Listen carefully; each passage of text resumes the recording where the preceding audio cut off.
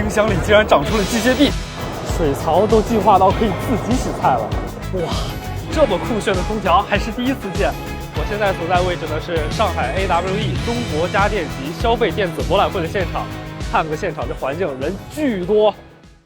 这个全球顶尖的家电消费电子展会，汇聚了太多代表未来生活方式的黑科技。第一个把我惊艳到的就是这款会上天的扫地机器人。扫地机器人竟然飞起来了！难的不是说我怎么把它飞起来，怎么降落，其实难的是我们怎么把它安全的飞起来，安全的降落，而且要达到毫米级的这种避障的能力，而且它能够在家庭环境里面能够实现非常精确的导航、避障。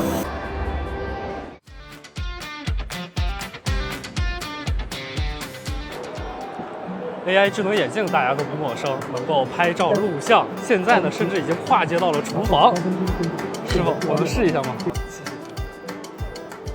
鲍鱼怎么切？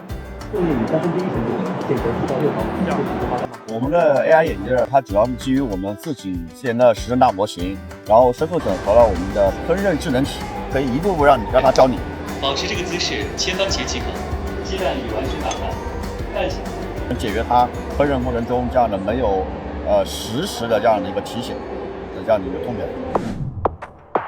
具身智能发展到今天，很多家务他们都能够上手了，但多种家务场景让他们一机多用，有可能吗？原来是工程师去训练，那现在用户也可以自己训练。我给他下一个指令，他自己用 AI 的方式去寻求解决办法，他可以在耗能最小的情况下去解决完他的问题。保姆机器人，我们自己判断可能在未来3年左右时间就可以真正进入家庭了。今天逛完 AWE 展之后呢，有一个最直观的感受，就是家真的在进化。从最初的拼功能、拼酷炫，到如今的懂场景、懂生活。虽然很多产品还没有完美落地，但都与 AI 积极融合，大胆创新。未来的智能家电一定是把科技变成日常，把智慧变成贴心。